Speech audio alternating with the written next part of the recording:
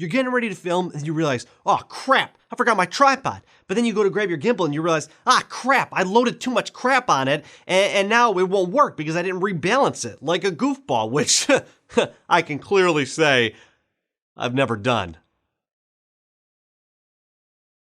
And now we are forced to use with what we were born with, our hands. So how can you film more cinematic, clean footage going handheld? So the biggest thing is you want to decide what type of video you're filming. Now, if you're filming a gym, sports, someone video editing, you want it to be more gritty, real, board supremacy type video. There's still a method to the madness, you could say. But now if you're going for something a little bit more clean, professional, corporate, how can you get the more clean, smooth shots without a tripod or without a gimbal? Well, the biggest thing you want to do is you want to make sure to hold the camera with both hands.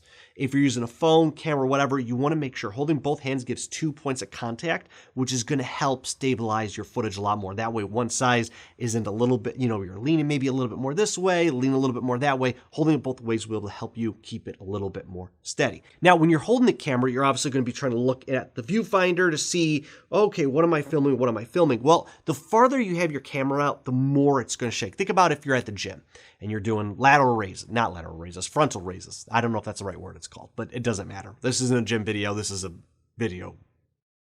If you're raising your weight in front of you, you're going to have a little bit more shake because your hand's out further from your body, the weight's further from your body. But when you bring it closer and you're rotating it a little bit closer, you're able to control that weight a little bit more. So you got to think about that with the camera. The farther you have it out, the more it's going to shake. Closer you have, less shake. So you keep it closer to your body, almost used as a third piece of contact, you'll be able to smooth everything out or bring it up to your face. That way you can kind of see through the little eyepiece. You can see what you're filming a little bit easier. Another thing you could do is strap on. Now you're probably thinking, whoa, whoa, whoa, what kind of video is this? I got this tip a while ago from a Peter McKinnon video where if you take the camera straps that your camera comes with, they're just bi straps to hook onto your camera, that you can attach it, put it around your neck. That way you have the camera out further so you're still able to see it, but it's got that third point of contact, that tension, because you're pulling it all the way where those straps are tight. You don't want them to be loose because it's not really doing its job. It's just something you're holding. So if you get scared and you drop your camera, it's not going to fall to the ground. You need those ropes that strap tight. On top of that, another thing that can help if you don't have the strap or anything else is to using a heavier camera. When you're holding something lighter, it's easier to kind of have that natural movement body shake where it's a little bit heavier, has a little bit more weight to it. You're controlling it a little bit easier. Now, obviously, I'm not sitting there going, oh, if you have a lower budget camera or a lighter camera, we'll go buy a heavy camera so you can film handheld, but you can always add weight to it. There's accessories that you can purchase on B&H, Amazon, just to add a little weight to the camera. The next thing you also want to watch out for is your focal length. Now, if you're using more of a wide lens, it's going to be a lot harder to tell if there's that natural shake, where if you've got a real tight lens and you're really tight on your subject and you're moving along, you're going to see a lot more of those imperfections, a lot more of those shakes. Now, I'm not saying that you can't use a telephoto lens or you have to be zoomed out super wide all the time to do handheld. You can obviously zoom in, scale, and use a telephoto lens. The thing is, you just want to be cautious of those things, especially now we said some of those lenses can be heavier.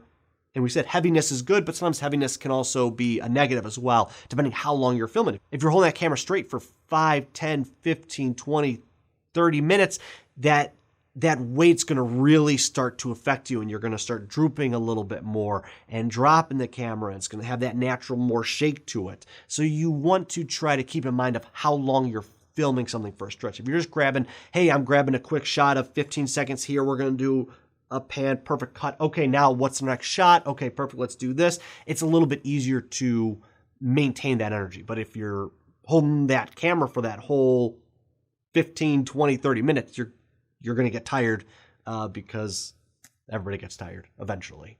A lot of lenses or even cameras have a built-in stabilizer. So if you can turn that on, that can really help clean up the footage to make the handheld look a lot cleaner, smoother. Now, it can only do so much. Obviously, if you're taking the camera and you're throwing it around like that, the stabilizer is not really going to be doing much. Just keep that in mind. That's another tool that you can incorporate to help stabilize those little bit of jerky shakes. And if your camera doesn't have a stabilizer included, you can also use it in your editing program. I use Adobe Premiere, and they have a warp stabilizer. You don't want to go into and film it with whatever, we'll get what we can, and AI or whatever will fix it in post, because sometimes you get there and when it warps the image, you get that jello warp look.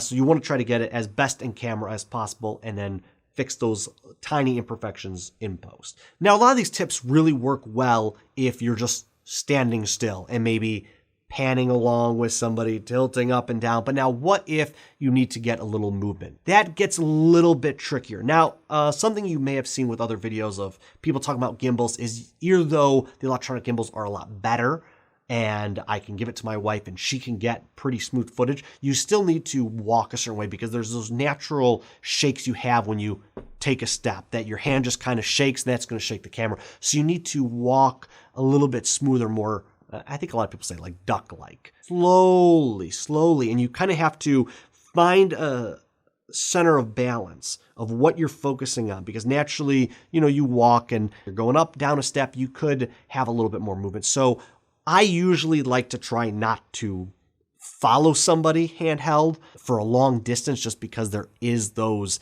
natural shakes, and it's hard sometimes to keep that continuous, perfect, while you're trying to keep up with their pace, unless you're telling them to slow down, but then it feels unnatural for them. I only like to really go in for kind of a fall in. I don't know what I would call this.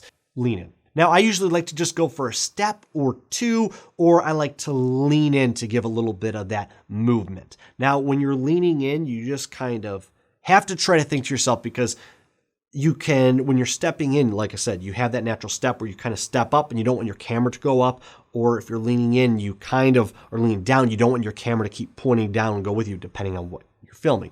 But so you want to try to go as slow and steady as possible. If you're going, okay, one perfect, well, now you just have a second. Now, if you're filming at a higher frame rate, 60, 120, 240 frames per second, you could slow that down and you're going to have a way more extended clip.